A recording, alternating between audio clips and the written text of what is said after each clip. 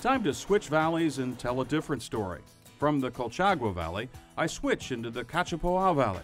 And from the young efforts of Estampa, I turn to the sixth generation efforts of Vina la Rosa. My family arrived in 1824. That's a long time. Yes, it's a long time. They come from the north of our country. They buy this land for a president of the Chilean Republic to be the first president that we have here. The Osa family originally made its money in the mining business. They bought this property, as you heard, from the first president of Chile. The land included the vineyards, and the Osas found themselves in the wine business.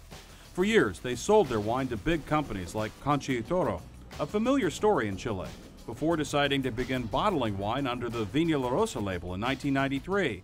It's been a continuous climb in production and quality ever since. The business beginning very exciting, very enthusiastic, and we make a lot of investment here to improve our business, and in vineyards, and develop Palmaria and Cornellana, and the building here that we are in new installation. And we will go up every year till now, more or less. We are in our top of production. Vina la Rosa has made huge investments in the vineyards and the winery through the years. I even witnessed a little mechanical harvesting, the first time I'd seen that in my 6 trips to Chile. They've got 3 main areas of production at Vina la Rosa: 1,000 acres of vineyards surrounding the winery, Cornellana, 360 acres, all planted to red varietals, and the spectacular La Palmaria, 320 acres in one of the most picturesque settings I've experienced. As you see, this vineyard has a spectacular view. It's a vineyard of Carmener. We call it El Paraíso, the paradise, because it's obviously a very beautiful area, and it's planted just aside of the national park of Chilean palm trees. And our major challenge is how to express into the wine the beautiful of the vineyard, you know. And we try to by making a special wine without many oak interventions, to make a wine that reflects the paradise that you see behind me. And but the next step now is to make an organic wine, because we believe that by that way we can express the purity, the healthiness that you can feel when you are in this vineyard. As Carcomo mentioned, the vineyard is adjacent to a national park, home to the native and rare Chilean palm. Chilean palms can only be found in a few areas of Chile.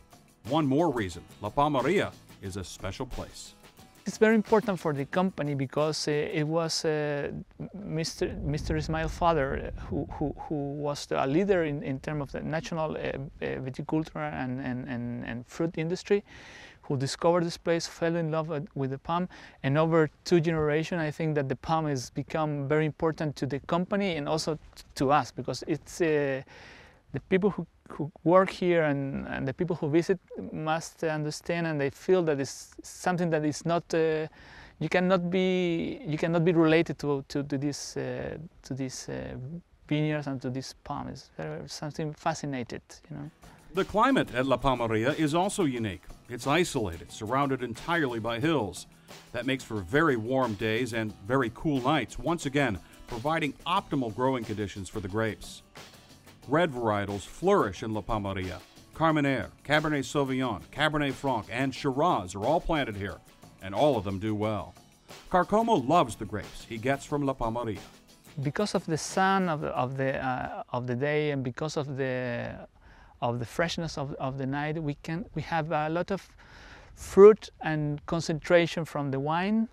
In the case of the Carmener, very dark colors. In the case of the Cabernet Sauvignon, we have a spectacular flavor of cassis. It's a typicity of this part of Palmaria, of this valley. we love that cassis, and we don't want it to erase from our wine because it's a sign of this wine and of this region. But in the Carmenere case, very dark colors, very fruity, and very concentrated wines. They're already getting very good grapes and making very good wine from La Palmeria, but Carcomo says he thinks they'll be making icon wines from this vineyard in about 5 years when it fully matures and when Vina la Rosa hones in on its sweet spots. Speaking of that, this is a pretty sweet spot to sample a Vina la Rosa wine. What are we gonna taste? We will have our Rosé range, our Capitana, Cabernet Sauvignon, 2007. Does this come from this vineyard? The Cabernet Sauvignon came from this vineyard. It has a little bit of Shiraz that doesn't come from this vineyard, but the main variety came from La Palmeria. And as I mentioned to you, it has a characteristic cassis that we want to keep, and it's our signal in this wine. You absolutely get that right off the bat. Yes. It's very, very aromatic, has the oak, but very well balanced into the wine. Oh, it's not overly oaky at all, no. It has a very nice color, nice fruit.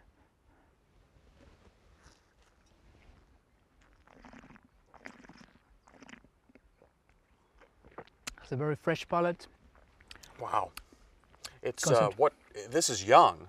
Yes, it's a 2007. But it's still really balanced, very approachable. Yes.